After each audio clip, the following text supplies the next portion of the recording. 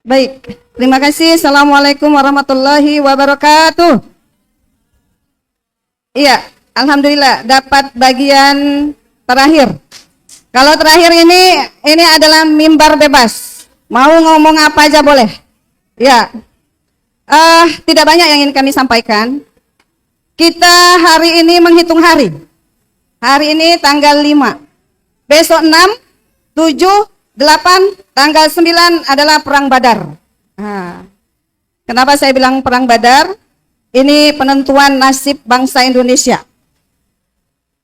Saya, selaku masyarakat Indonesia, pada tanggal 9 nanti, Pak Jokowi, kami berharap Bapak seorang negarawan. Tanggal 9 nanti, boleh kami masyarakat meminta, tolong sudahi kegaduhan di Indonesia ini. Akhirnya, anak bangsa bertikai. Maka dari itu, dalam kesempatan ini, kami memohon kepada Bapak Jokowi, sebagai seorang negarawan, untuk hadir digelar perkara khusus di Mabes Polri pada tanggal 9 Juli 2025 dengan membawa ijazah yang hari ini ada di tangan Bapak. Begitu. Dan kami juga selaku masyarakat meminta gelar perkara khusus ini untuk dibuka secara transparan. Sehingga tidak hanya Indonesia saja, bahkan dunia, dibukalah gelar perkara khusus dengan sama-sama mendatangkan ahli masing-masing, sama-sama mendatangkan ahli pidana, ahli forensik, kemudian siapa sebagai pengadu dari pihak TPUA dan tim, dan Pak Jokowi sekali lagi kami harapkan untuk hadir di gelar perkara khusus agar semua rakyat Indonesia melihat ini, bahkan seluruh dunia melihat ini. Maka dari itu, pada kesempatan hari ini juga kami memohon kepada Presidium TPUA. Masih adakah Presidium TPUA? Saya membaca di surat dari Mabes Polri bahwa Mabes Polri memberikan kesempatan kepada TPUA dan tim untuk bisa menghadirkan siapa saja yang bisa membantu di dalam gelar perkara khusus ini. Maka dari itu, kami mohon kepada TPUA dan tim, tolong dibawa semua ahli-ahli kita, tokoh-tokoh kita yang nanti bisa berjumpa dengan mungkin ahli-ahli forensik dan ahli-ahli pidana dari pihak Bapak Jokowi. Di sini banyak, ada Bapak Al-Katiri, kemudian Bang Rizal Fadilah, Dr. Tifah. Tokoh-tokoh yang nanti dengan keilmuannya bisa membuktikan, selain tentunya Bang Roy Suryo sebagai ahli. Kemudian Dr. Resmond, Dr. Tifa, ada Bunda Kurnia. Kami berharap juga ada Ahmad Gozinuddin, ada Al-Katiri, ada juga Bang Rizal Fadilah, tokoh-tokoh lain. Ayolah bersatu. Sebagaimana semut-semut Ibrahim dengan kekuatannya, insya Allah kita dengan bersatu, bersama-sama kita mengalahkan segala sesuatu mungkin terjadi miskomunikasi dan lain sebagainya. Maka insya Allah tanggal 9 Juli nanti Allah akan buka yang sebenar-benarnya. Dan insya Allah tanggal 9 nanti kami juga berharap kepada seluruh mahasiswa, kepada ormas-ormas semua yang peduli dengan Indonesia ini, mari kita hadir, kalau bisa langsung ke Mabes Polri, kalau tidak bisa kita meminta kepada Mabes Polri untuk gelar perkara khusus dibuka secara terbuka, agar seluruh Indonesia bisa melihat secara online, bahkan seluruh dunia akan menyaksikan. Yang akan dibuka Allah, yang mana yang benar, yang mana yang salah. Sekali lagi Pak Jokowi, Anda adalah seorang negarawan. Ayo hadir dan bawa ijazah Anda tanggal 9 Juli 2025. Tunjukkan dengan bangga, ini ijazah saya. Silakan kalian ahli-ahli untuk menelitinya. Dan Bapak ada di sana bersama TPUA sebagai pengadu. Saya rasa setelah ini selesai. Ya, kita berjabatan tangan semua ya. Insya Allah, itu saja dari kami dari Lampung. Mohon maaf dan Assalamualaikum warahmatullahi wabarakatuh.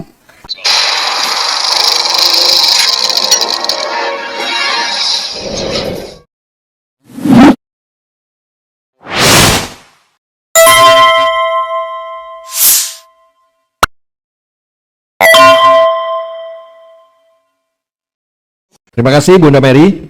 Bapak Ibu, ini Pak Abdullah Al-Katiri. Pak Abdullah, sudah selesai belum? Lagi broadcast sama Sentana TV.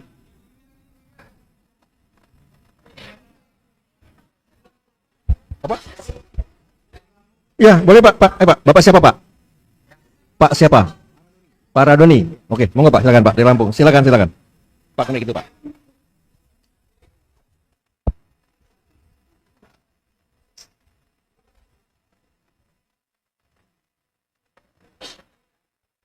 Mulai. Bismillahirrahmanirrahim. Assalamualaikum warahmatullahi wabarakatuh. Assalatu wassalamu ala asrafil anbiya'i wal mursalin wa ala alihi washabbihi ajma'in. La ilaha illa wahdahu la syarika lah ahadan shamadan lam yalid wa lam yulad wa lam yakul lahu kufuwan ahad. Amma ba'du.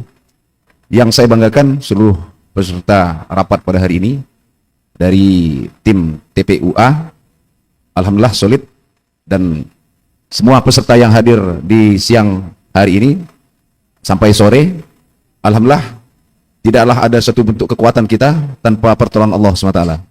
Dan tanda-tanda itu sudah mulai nampak. Dan semua yang diperjuangkan ini insya Allah akan Allah nampakkan secara terang benderang bahwasanya ada satu bentuk kejahatan serius yang dilakukan oleh mantan pemimpin Republik Indonesia. Dan itu nyata. Dan apa yang dirasakan oleh seluruh masyarakat Indonesia dari Sabang sampai Merauke itu sudah fakta, sudah nyata. Warisan kejahatan sosial, warisan kejahatan politik, warisan kejahatan ekonomi, warisan kejahatan hukum dan sebagainya itu sudah terbukti semuanya. Dan insya Allah melalui perjuangan masyarakat Indonesia, terutama yang hadir di ruangan ini, insya Allah akan Allah nampakkan seluruhnya. Dan akan menjadi nilai sejarah bagi bangsa Indonesia bahwasanya yang hak akan tetap hak dan batil akan mendapatkan satu bentuk balasan yang setimpal.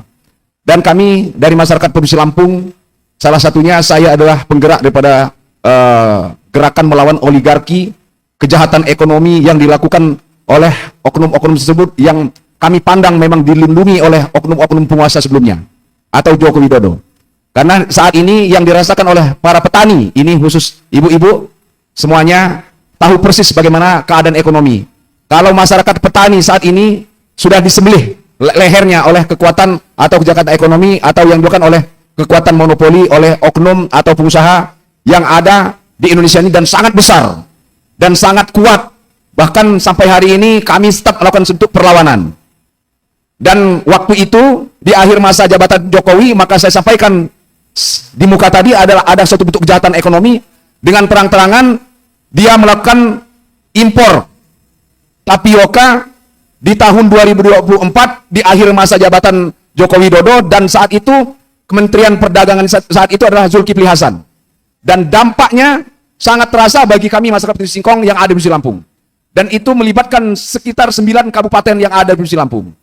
Dan sampai hari ini terseok-seoknya ekonomi yang berimbas kepada keadaan ekonomi keluarga, bahkan untuk biaya pendidikan dan kesehatan, khususnya bagi para petani yang saat ini memang betul-betul sangat merasakan dampak tersebut. Dan kami secara khusus nanti meminta kepada Kejaksaan Agung Republik Indonesia, moga mereka tetap amanah memperjuangkan hukum demi keadilan, demi kemaslahatan masyarakat yang ada di Indonesia umumnya. Khususnya bagi kami masyarakat petani singkong, agar kiranya kejahatan ekonomi ini diungkap tuntas oleh pihak Kejaksaan Agung melalui komando pemimpin tertinggi kita, Bapak Presiden Republik Indonesia. Mungkin itu saja harapan dari kami, masyarakat petani singkong yang ada di Provinsi Lampung, umumnya se-Indonesia, karena memang sudah di budidaya singkong ini hampir di 8 provinsi yang ada di Indonesia. Kami meminta secara khusus, kami ulangi lagi, agar kiranya Bapak Jaksa Agung Republik Indonesia untuk mengusut tuntas kejahatan ekonomi yang dilakukan oleh oknum-oknum, atau seperti yang sudah sampaikan tadi, melalui kejahatan impor tadi, kami petani singkong yang ada di Lampung seolah-olah telah disembelih hidup-hidup. Demikian dari saya, lebih dan kurangnya saya mohon mendapatkan perhatian. Saya tidak meminta maaf itu. Saya meminta perhatian lebih dan kurangnya oleh Bapak Presiden Republik Indonesia. Dan saya akhiri, wabillahi taufiq wal hidayah. Wassalamualaikum warahmatullahi wabarakatuh. Ya, tidak dilarang tepuk tangan, silakan. Sesama Lampung apalagi ya. Pembicara terakhir pada sore hari ini Bapak Abdullah Al-Katiri. Pak, silakan. Bismillahirrahmanirrahim. Assalamualaikum warahmatullahi wabarakatuh. Sebenarnya sih tidak ada pelanggaran hukum. Perlu diketahui ya. Seperti tadi dikatakan oleh ketua diaspora Amerika itu mengatakan bahwa ini sebenarnya adalah yang dilakukan orang-orang ini konstitusional. Kenapa demikian? Karena diatur oleh konstitusi, bukan tidak. Bahwa yang dilakukan orang-orang ini, karena begini, sebelumnya ya, supaya tahu background ya. Kita bicara langsung masalah ijazah. Karena ijazah ini adalah salah satu syarat yang digunakan menjadi pejabat negara. Mulai dari wali kota, gubernur, nggak artinya Jokowi ya. Jokowi nggak pernah jadi bupati kalau nggak salah. Iya, wali kota, gubernur, dan presiden, salah satu syaratnya itu adalah ijazah. Jadi syarat administrasinya itu adalah ijazah. Ya. Sejak ijazah itu digunakan untuk mendaftarkan di KPU sebagai pejabat negara, itu sudah bukan data pribadi lagi. Tapi sudah merupakan dokumen publik. Yang mana publik boleh mengetahuinya. Boleh mengakses. Boleh mendapatkan menginformasikan. Seperti tadi dikatakan, yang dimaksud dengan lembaga publik, ya kan? Tadi si Bang Chris Komari katakan dari Amerika, baik eksekutif, legislatif, maupun yudikatif, ya kan? Atau lembaga-lembaga negara lainnya, jika pendanaannya itu didapatkan dari APBN, baik itu keseluruhan maupun sebagian, ya kan? Itu merupakan lembaga negara. Karena lembaga negara, maka rakyat berhak mempertanyakan. Secara konstitusional, sesuai pasal 28 ayat, yang jelas-jelas menyatakan bahwa setiap warga negara berhak berkomunikasi, berhak mendapatkan informasi, yang mana ini berhubungan langsung dengan Undang-Undang Nomor 14 yang saya bacakan tadi. Itu tadi adalah pasal 1 ayat 3 dari Undang-Undang Nomor 14 2008, yaitu Undang-Undang Keterbukaan Publik. Pasal 2-nya jelas bahwa lembaga-lembaga itu yang dimaksud tadi itu adalah lembaga negara yang mana harus terbuka. Itu pasal 2-nya loh itu, undang-undang itu. Dan dapat diakses. Pasal 4-nya menyatakan warga negara itu berhak, rakyat berhak untuk mendapatkannya. Bukan mengetahui aja. Mengetahui, meminta, mengelola ada masalah apa tidak dan sebagainya, bahkan menginformasikan. Jadi konstitusional yang dilakukan teman-teman ini menginformasikan. Kenapa? Karena kawan-kawan ini sudah datang ke UGM dengan menyurat sebelumnya. Datang dengan menyurat sebelumnya. Kemudian ke Jokowi juga demikian memberitahu bahwa akan datang ke tempat Jokowi ke Solo.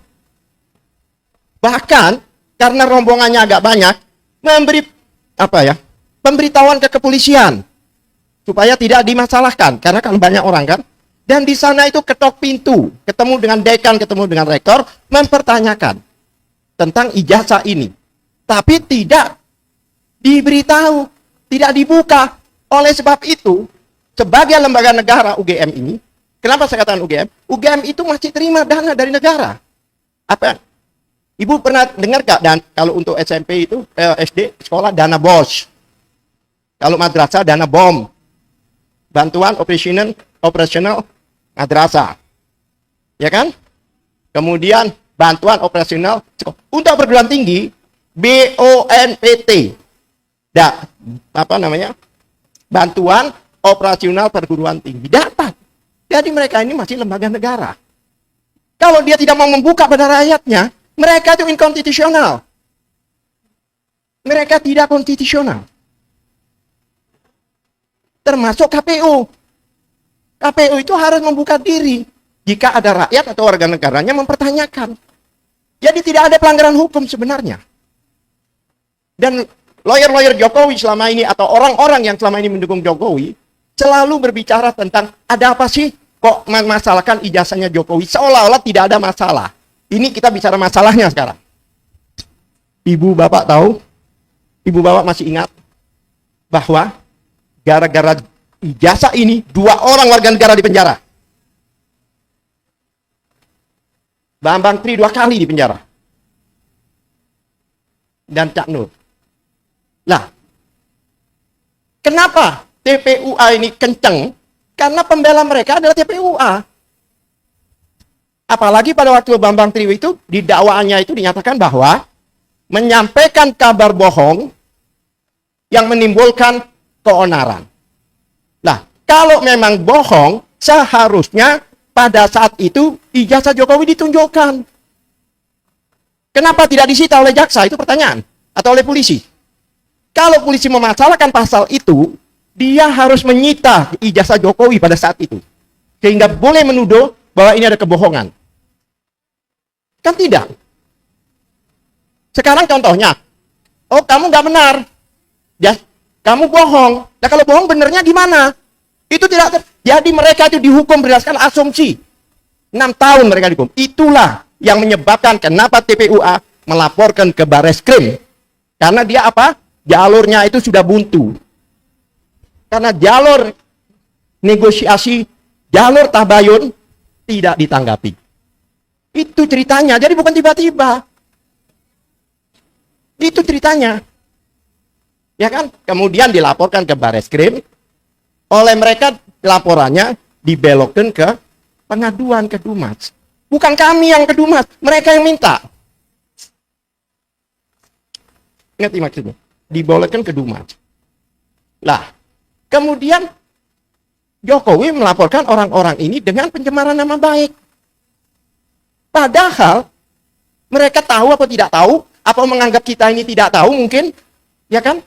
Ada undang-undang yang mengatur, yaitu Undang-Undang Perlindungan Saksi dan Korban, nomor 31 tahun 2014. Pasal 10 menyatakan, jika ada laporan atau pengaduan itu, maka harus diselesaikan dulu. Nggak bisa melaporkan dengan pencemaran nama baik. Nah, bayangkan orang lapor, dilaporkan, mungkin tidak ada orang lapor, pada takut. Jadi tidak bisa mereka ini dilaporkan di mana? Polda. Karena apa? Ketentuan di situ harus tuntas, harus selesai lebih dulu, harus inkrah, baru bisa ini sudah pelanggaran hukum dilakukan mereka. Kemudian kemarin tiba-tiba diumumkan bahwa ijazah Jokowi adalah identik. Identik itu sebentar, Bu, Mbak, maaf, Bu, itu kena nanti kakinya goyang. Ijazah Jokowi itu dikatakan identik dengan siapa? Dengan 3 orang temannya. Padahal temannya itu puluhan, Bu. Pada waktu itu ada sekitar 20 temannya menunjukkan ijazahnya. Ini loh ijazah saya sama dengan ijazah Jokowi. Loh kenapa dia nggak termasuk di situ? Kan aneh. Mungkin kita nggak masalahkan ijazah temannya kok. Kalau dia mau, jadi tunjukkan juga. Loh, ini sama. Kan kenapa tidak? Itulah yang menyebabkan kita itu kencang. Makin ke sana, makin kelihatan. Lobang nggak benernya. Kenapa nggak ditunjukkan? Itu masalahnya, sehingga kami sekarang ini, ya kan? Dan satu hal lagi, yang menarik, Bu, jika ijazah itu mau disita atau diserahkan, di dalam KUHAP atau Perkap Kapolri, harus disita. Harus disita. Bahkan di situ pernyataan itu, kapan penyitaan? Pada waktu penyidikan. Tidak ada penyitaan pada waktu Dumas, itu nggak ada. Ini pelajaran hukum ini. Tidak ada. Lah, yang menarik lagi, sebelum diumumkan, ini belum loh ya, belum dikatakan pengumuman untuk dihentikan ya. Ya kan? Sebelum diumumkan sudah dikembalikan. Tidak boleh barang sitaan sebelum selesai proses itu ditarik kembali. Itu sudah melanggar KUHAP maupun Perkapnya mereka sendiri. Itu masalahnya. Karena dalam Perkap itu ada ketentuannya. Jika mau memeriksa laboratorium, pasal 10 menyatakan di dalam Perkap itu wajib loh ya, dilampiri beberapa dokumen, termasuk berita acara pemeriksaan, saksi Dan pelapornya yang namanya Bang Egy Sujana itu belum selesai diperiksa. Bagaimana belum diperiksa belum, sudah ada laboratorium. Inilah yang membuat kami minta untuk gelar perkara khusus. Besok kita akan bredel semuanya besok. Kita akan hadapi bredel.